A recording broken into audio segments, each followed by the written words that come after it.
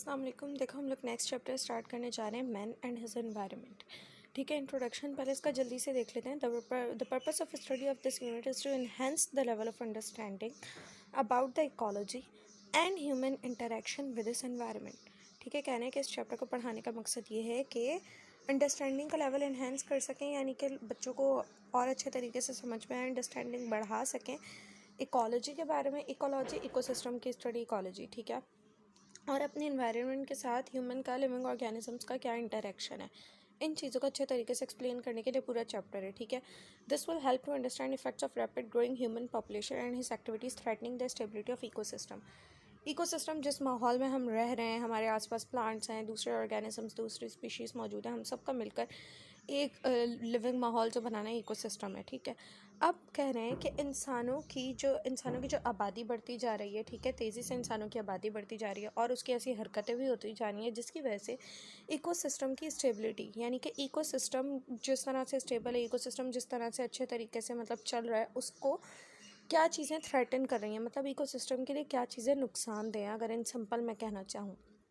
ठीक है, how biological cycles are important for flow of chemical elements and compounds between living organisms and their physical environment. और हम ये भी पढ़ेंगे कि बायोकेमिकल ऐसी क्या बायो जियो केमिकल साइकिल्स हैं। बायो लिविंग, जियो अर्थ पर, लोकेशन पर, किसी स्पेसिफिक मतलब अपने आसपास के माहौल से रिलेटेड। ठीक है, ऐसी कौन सी केमिकल साइकिल्स हैं जो इम्पॉर्टेंट हैं कि केमिकल एलिमेंट्स कंपाउंड्स और लिविंग ऑर्गेनिजम्स के दरमियान, क्या कह रहे हैं, केमिकल एलिमेंट्स कंपाउंड्स और living between flow of chemical elements and compounds between living organisms. ठीक है, केमिकल एलिमेंट्स और कंपाउंड्स का लिविंग ऑर्गेनिजम्स के दरमियान और उनके फिजिकल एनवायरनमेंट के दरमियान किस तरह से फ़्लो हो रहा है केमिकल एलिमेंट्स का, कंपाउंड्स का, लिविंग ऑर्गेनिजम्स के दरमियान और अपनी आसपास के फिज़िकल एनवायरनमेंट के दरमियान किस तरह से फ़्लो हो रहा है, किस तरह से क्या क्या चीज़ें इंपॉर्टेंट हैं, साइकिल्स किस तरह से चल रही हैं, लिविंग के दरमियान, नॉन लिविंग के दरमियान किस तरह से इंटरेक्शन हो रहा है, कौन कौन से साइकिल्स हो रही हैं, कौन कौन सी केमिकल्स का फ़्लो हो रहा है, ये सारी चीज़ें पढ़ेंगे। This unit also deals with ecological succession. ठीक है, इकोसिस्टम इकोलॉजी किस तरह से सक्सीड हो रही है, utilisation of renewable and non renewable environmental sources. Renewable, non renewable पूरा टॉपिक है यार, आगे डिटेल में पढ़ेंगे। रीन्यूएबल जिन चीज़ों को हम दोबारा से रिन्यू कर सकें, नॉन रीन्यूएबल जो दोबारा से रिन्यू ना हो सकें। ठीक है, एनवायरनमेंट के रिसोर्सेज, ठीक है, और उनकी कंजर्वेशन, यानी कि इन रिसोर्सेज को जिन रिसोर्सेज से हम लोग अपने ज़िंदा रहने के लिए हम सारी चीज़ें हासिल कर रहे हैं, उन रिसोर्सेज को कंजर्व यानी कि सेव किस तरह से किया जा रहा है। How will begin with discussing how elements are essential for life and how this elements are recycled between living और नॉन लिविंग एनवायरनमेंट। अभी हम स्टार्ट करें कहाँ से कि किस तरह से जो एलिमेंट्स हैं, जो चीज़ें हैं, वो हमारी ज़िंदगी के लिए इम्पॉर्टेंट हैं, एसेंशियल हैं, बेसिक ज़रूरत है हमारी। ठीक है, और किस तरह से इन एलिमेंट्स को रिसाइकिल किया जाता है living and non living environment के दरमियान। ठीक है, स्टार्ट करते हैं सबसे पहले बायो जियो केमिकल साइकिल से। ठीक है, तो देखते हैं the flow of chemical elements and compounds between living organisms and their physical environment is called bio geo chemical cycle. इसको हम लोगों ने इंट्रोडक्शन में भी देख लिया था कि केमिकल एलिमेंट्स और कंपाउंड्स का लिविंग ऑर्गेनिजम्स के दरमियान और फिजिकल एनवायरनमेंट के दरमियान जो तबादला है, ठीक है, जो आपस में ये दोनों एक दूसरे को सपोर्ट कर रहे हैं, एक दूसरे के दरमियान जो कंपाउंड्स का और एलिमेंट्स का जो तबादला हो रहा है, ठीक है, ये बायो जियो केमिकल साइकिल में आ जाता है। ठीक है, केमिकल्स एब्जॉर्ब्ड और ingested by organisms are pass through the food chain and return to the soil, air and water by such as respiration. बहुत सिंपल सा कॉन्सेप्ट है। देखो, जो केमिकल्स लिविंग ऑर्गेनिजम्स, ठीक है, एब्जॉर्ब कर रहे हैं या इंजेस्ट कर रहे हैं, कहाँ से एब्जॉर्ब करेंगे, इंजेस्ट करेंगे, ज़ाहिर है सॉइल से, एयर से या वाटर से। ठीक है, फॉर एग्जांपल अगर मैं प्लांट की बात करूँ, उसको फोटोसिंथेसिस के लिए सॉइल में मिनरल्स चाहिए, उसको फोटोसिंथेसिस के लिए सूरज से सनलाइट चाहिए। ठीक है, उसको फोटोसिंथेसिस के लिए एयर से कार्बन डाइऑक्साइड चाहिए। ठीक है, तो सॉइल से, एयर से, वाटर से हम जो कुछ भी, और उसको फोटोसिंथेसिस के लिए पानी भी चाहिए। ठीक है, तो हम जो कुछ भी एब्जॉर्ब कर रहे हैं, हम लिविंग ऑर्गेनिजम्स, इसी तरह से हम इंसान भी ये चीज़ें एब्जॉर्ब या इंजेस्ट कर रहे हैं, खा रहे हैं। ठीक है, ये फूड चेन का प्रोसेस होगा और फूड चेन के प्रोसेस के बाद यही सारी चीज़ें वापस से चली जाएंगी सॉइल में, एयर में और वाटर में। ठीक है, जैसे इस रेस्पिरेशन के प्रोसेस के थ्रू कार्बन डाइऑक्साइड वापस जा रही है, हम ऑक्सीजन ले रहे हैं, कार्बन डाइऑक्साइड जा रही है। ठीक है, एक्सक्रीशन के प्रोसेस के थ्रू बहुत सारे ऐसे केमिकल्स, मिनरल्स वापस जा रहे हैं। डीकम्पोजिशन के प्रोसेस के थ्रू तो फिर बहुत ही कुछ हो रहा है। ठीक है, डीकम्पोजिशन, एक्सक्रीशन, रेस्पिरेशन सारा हम लोग आगे डिटेल में पढ़ेंगे।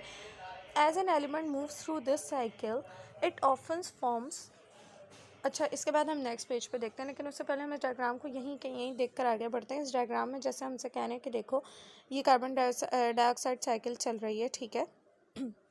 देखो सनलाइट से रोशनी आ रही है, कार्बन डाइऑक्साइड आ रही है, फोटोसिंथेसिस का प्रोसेस हो रहा है, ठीक है। फोटोसिंथेसिस का प्रोसेस हो गया, ठीक है। फिर इसी तरह से ऑर्गेनिक कार्बन, इसको यहाँ से हमसे क्या कहना है, dead organisms and waste products, fossils and fossil fuels. हाँ ठीक है, यहाँ पर ऑर्गेनिजम्स का डिके हो रहा है, फॉसिल्स और फॉसिल फ्यूल्स ज़मीन के अंदर मौजूद हैं। अगर ये ऑर्गेनिज्म मर गया, ठीक है, ये भी कार्बन जो है हासिल कर रहे हैं, ठीक है। अगर ये ऑर्गेनिज्म मर गया, ठीक है, तो क्या होगा, तो dead organism, waste and products भी हमें यहाँ से मिलेंगे, ठीक है। प्लांट रेस्पायरेशन हो रही है, ठीक है। यहाँ से ऑटोमोबाइल एंड फैक्ट्री इमिशंस, ठीक है, ऑटोमोबाइल और फैक्ट्रीज से भी ऐसी गैसेस निकल रही हैं जैसे कार्बन डाइऑक्साइड वगैरह, ठीक है। ओशन भी कुछ अपटेक करे, ठीक है। इसमें मतलब सिर्फ बताया हुआ है कि कहाँ कहाँ क्या क्या जा रहा है और कहाँ कहाँ से क्या क्या निकल रहा है। इसमें कोई एग्जैक्ट साइकिल अच्छे से एक्सप्लेन नहीं हुई है, ठीक है। आगे हम लोग अपना टॉपिक देखते हैं, आगे चीज़ मज़ीद हमें अच्छे से समझ में आएगी। क्या कहना है, as an elements move through this cycle it often forms, जैसे कोई एलिमेंट इस साइकिल से मूव करता है तो वो अक्सर क्या बना लेता है, it often form compound with other elements as a result of metabolic processes in living tissues or by natural reactions in the atmosphere। कह रहे हैं कि अगर इस साइकिल में कोई एलिमेंट मूव करता है, ठीक है, तो वो जाकर दूसरे एलिमेंट्स के साथ, ठीक है, एक नया कंपाउंड बना लेता है, ठीक है। कुछ मेटाबॉलिक प्रोसेसेस हो सकते हैं, एक एलिमेंट आया दूसरे एलिमेंट के साथ जुड़ा और उसने एक नया कंपाउंड बना लिया, ठीक है। और नया कंपाउंड जाहिर सी बात है केमिकल रिएक्शंस या मेटाबॉलिक प्रोसेसेस यानी कि लिविंग ऑर्गेनिजम्स के प्रोसेसेस के थ्रू बनते हैं, ठीक है। और अगर मेटाबॉलिक प्रोसेसेस होंगे, जैसे कि मैंने अभी अभी बताया है कि लिविंग ऑर्गेनिजम्स के प्रोसेसेस के थ्रू होंगे तो ऑब्वियसली वो लिविंग टिश्यूज़ में होंगे, ठीक है। या तो फिर अगर मेटाबॉलिक प्रोसेसेस के नतीजे में दूसरे एलिमेंट के साथ मिलकर कोई एलिमेंट कंपाउंड बनाता है, या तो फिर एटमॉस्फेयर में बनाते हैं नेचुरल रिएक्शंस के थ्रू, ठीक है। या तो फिर वाटर में बनाता है, water for example water hydrosphere, hydro water को कहते हैं, ठीक है। एटमॉस्फेयर में वाटर के साथ अगर रिएक्शन करके कुछ बना रहे हैं तो फिर lithosphere, lithosphere outer rigid strong layer of earth, ठीक है। या तो फिर उस लेवल पर कोई नए कंपाउंड्स बन रहे होते हैं अर्थ की आउटर लेयर के ऊपर, ठीक है। तो यहाँ पर हम लोगों ने इस साइकिल को देखा। अब हम लोग इंशाल्लाह नेक्स्ट लेक्चर में देखेंगे प्राइमरी रिजर्वायर ऑफ न्यूट्रिएंट्स।